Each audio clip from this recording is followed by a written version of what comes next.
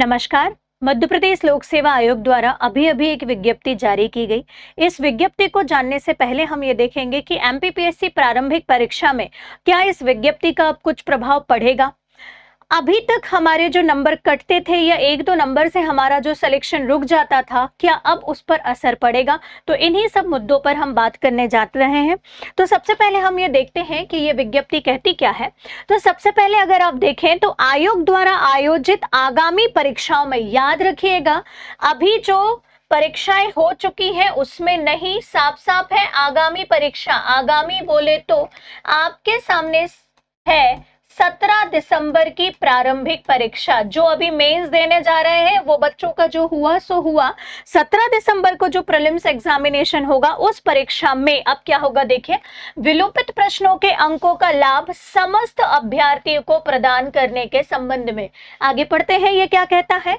आयोग द्वारा आयोजित वस्तुनिष्ठ तथा लिखित परीक्षाओं में, याद रखिएगा लिखित बोले तो अब एमपीपीएससी मेंस जो आपकी परीक्षा होगी, हालांकि इसमें ज्यादा आपको समझ में नहीं आएगा, अभी बताऊंगी कैसे। मेंस परीक्षा में भी कुछ प्रश्न ऐसे आते हैं जो विलोपित किए जाते हैं और जो है आपका 26 दिसंबर से, तो इसमें भी ये लागू होगा। तो प्रीलिम्स 17 दिसंबर, 26 दिसंबर अभी रिसेंटली, और इसके बाद जितनी भी परीक्षा होंगी सभी में विलोपित किए जाने वाले प्रश्नों के निर्धारित अंक प्रश्न पत्र में उपस्थित समस्त अभ्यर्थियों को आगामी आयोजित परीक्षाओं के प्रथम चरण से ही प्रदान किए जाएंगे तथा प्रश्न पत्र के पूर्णांक यथावत रखे जाएंगे। अगर आपका 200 नंबर का पेपर हो रहा है या 100 क्वेश्चन हो रहे हैं तो अब आपका जो कट ऑफ बनेगा, इसका मतलब ये निकल रहा है कि वो 100 क्वेश्चन से ही बनेगा या 200 नंबर से ही बनेगा, पहली बात। तो क्या मैडम अब से आयोग प्रश्नों को गलत करना बंद कर देगा? बिल्कुल नहीं, ठीक है। अब हालांकि ऐसा तो नहीं बोलना चाहिए, लेकिन हाँ जी, अब गलती आयोग यहाँ पर अगर ना करे तो बहुत अच्छी बात है, लेकिन अगर आयोग से गलती हो जाती है तो भी उस प्रश्न को डिलीट नहीं किया जाएगा, उस प्रश्न के बोनस अंक भी नहीं दिए जाएंगे, बल्कि वो प्रश्न एज इट इज रहेगा। और यहाँ पर, ठीक है, सभी विद्यार्थियों को उसका लाभ प्राप्त होगा, मतलब हर बच्चे को उसके नंबर दिए जाएंगे। बात समझ में आई? जितने नंबर उसके निर्धारित है वो सबके में ऐड हो जाएंगे, कहने का मतलब ये है ना। तो अब प्रश्न ये उठता है कि जो नंबर हमारे कट जाते थे पहली आंसर शीट के बाद दूसरी आंसर शीट आने के बाद में, अर्थात प्रश्न को डिलीट करने से, इससे होता क्या था कि जो एक एक दो दो नंबर से बच्चे प्रीलिम्स से बाहर हो जाते थे। कहने का मतलब कट ऑफ गया 76 क्वेश्चन पे, तो कोई बच्चा 75 पे ही अटक जाता था। क्यों? क्योंकि जो प्रश्न उसका सही था आयोग ने उसको डिलीट कर दिया, उसके कारण वो बाहर आ गया, है ना। तो अब वो ऐसा नहीं होगा, ठीक है। लेकिन आप मुझे ये बताइए कि अगर वो प्रश्न पर कुछ क्वेरी है तो वो प्रश्न अब डिलीट नहीं होगा। मजे की बात, उस प्रश्न के आपको अंक मिल जाएंगे और उतने से ही कट ऑफ बनेगा। तो मुझे ऐसा लगता है कि इससे प्रभाव उन बच्चों को जरूर पड़ेगा जो एक एक दो दो नंबर से रुक जाते थे, लेकिन अगर मैं ऑन एन एवरेज बोलूं तो बहुत ज्यादा इफेक्ट अभी भी इससे नहीं पड़ने वाला है। सराहनीय कदम है आयोग के द्वारा ये जो इसने उठाया है। ऐसा करने से एक एक दो दो नंबर के जो फासले से बच्चे रुक जाते थे प्रीलिम्स एग्जामिनेशन से या मेंस एग्जामिनेशन में भी, अब वो नहीं रुकेंगे, पहली बात। दूसरी बात, अब देखिएगा, यदि आप इसका एक एक अंक सभी को देंगे तो बच्चों बहुत ध्यान से देखिएगा, इसका बहुत ज्यादा फर्क भी नहीं पड़ेगा, है ना। फायदा तो होगा इस वे में कि कभी कभी हमारे एकाध नंबर से क्या हो जाता था, प्रीलिम्स रुक जाता था, उसको आप लग कह सकते हो कि वही प्रश्न गलत था। लेकिन यहाँ पर ये याद रखिएगा कि अब ये बोनस टाइप ही है, हर बच्चे का प्रश्न सही रहेगा वो, और उसमें से ही 100 में से ही कट ऑफ जाएगा अब, ठीक है। मतलब कट ऑफ हाई होने की पॉसिबिलिटी है, ठीक है। तो मैं बस आपसे यही एक आयोग द्वारा जो उठाया गया सराहनीय कदम है, बहुत अच्छी बात है। 1-2 नंबर से रुकने वाले बच्चे अब नहीं रुकेंगे, लेकिन मैं ये कहती हूं कि बोनस भी तो मिलेगा, तो कान इधर से पकड़ो या इधर से पकड़ो, बात एक ही बराबर है।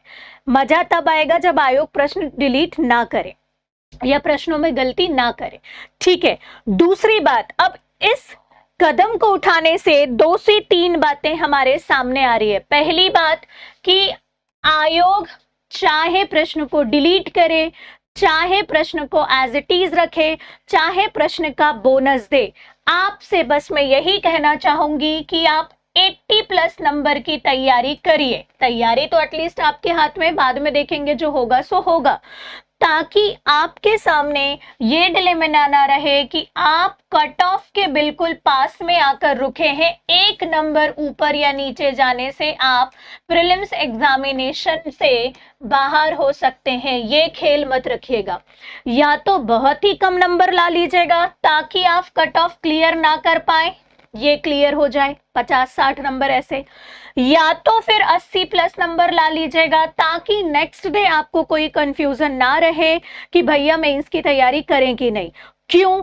क्योंकि अप्रैल में फिर से आपके सामने एमपीपीएससी का एग्जाम खड़ा हुआ है और ये होगा, सही टाइम पर होगा, ठीक है। दूसरी एक और बात, जो बच्चों के प्रश्न आ रहे हैं कि मैडम 17 दिसंबर को प्रीलिम्स है, हमारा मेंस है, क्या डेट बढ़ सकती है? तो आपको मैं बता दूं, एमपीपीएससी इस बारे में सोच रहा है, अर्थात डेट बढ़ने की पॉसिबिलिटी नहीं है। अगर ऐसा होता तो वह आज ये सब उठापटक नहीं करता। दूसरा, उसने रिजल्ट भी दिए हैं, मतलब एमपीपीएससी फुल तैयारी में है कि जो भी उसने कैलेंडर बनाया है उस कैलेंडर को वो अचीव कर सके या उस पर खरा उतर सके, क्योंकि बहुत किरकिरी हो गई हो और हर बार ऐसा होता है।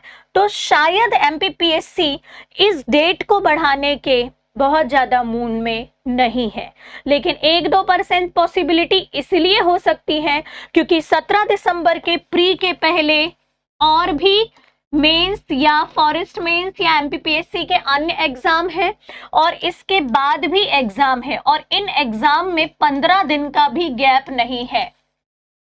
तो इस कंडीशन में कुछ बच्चों ने आयोग में जाकर याचिका लगाई है कि हमको पढ़ने के लिए टाइम चाहिए।